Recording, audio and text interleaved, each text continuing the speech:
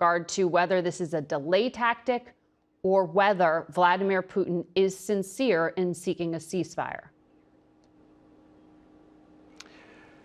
Well, I was there for quite some time, Margaret, and I agree with the Secretary's assessment. We made a lot of progress in that meeting. It was a meeting that it could have been as long as 4 hours, but it was certainly at least 3. We talked about a lot of specifics, and I point to the large gap that existed between Ukraine and Russia prior to the inauguration and where we are today. We have narrowed the issues between both of these parties, making a lot of progress, in my opinion, and I think that meeting underscores that. So I heard you say on another program this morning that you do expect Presidents Trump and Putin to speak this week. Is that a decision-making call, or is this just next steps? Well, I would assume that you know, they have a real relationship from the president's first term. They've talked already after the first visit that I had with President Putin.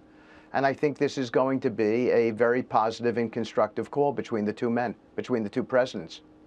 And decisions will be made on whether to move forward with this 30-day ceasefire that the U.S. and Ukraine have agreed to, but Russia, at least publicly, has not? Well, President Trump is the ultimate decision maker, our decision maker, and President Putin for the country of Russia is their decision maker. I think it's a very positive sign that the two of them will be talking at some point. I think that's showing that there's positive momentum, that there's an inclination on the part of both countries, and by the way, this includes Ukraine as well, to get to a long-term, durable peace here. Mm-hmm. Well, France's president publicly said yesterday that in his country's view, Russia is not genuine in seeking peace. They're intensifying the fighting. We saw Vladimir Putin on television this week dressed in military fatigues. He made public comments about wanting to resolve root causes of the war. How different was his message in private?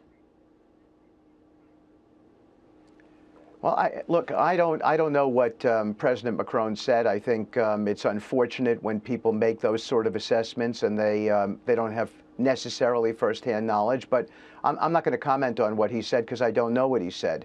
I know what I heard, the body language I witnessed. I saw a constructive effort over a long period of time to discuss the specifics of what's going on in the field. There's a 2,000-kilometer border between these two countries, and they are shooting each other and facing each other across that 2,000-mile border.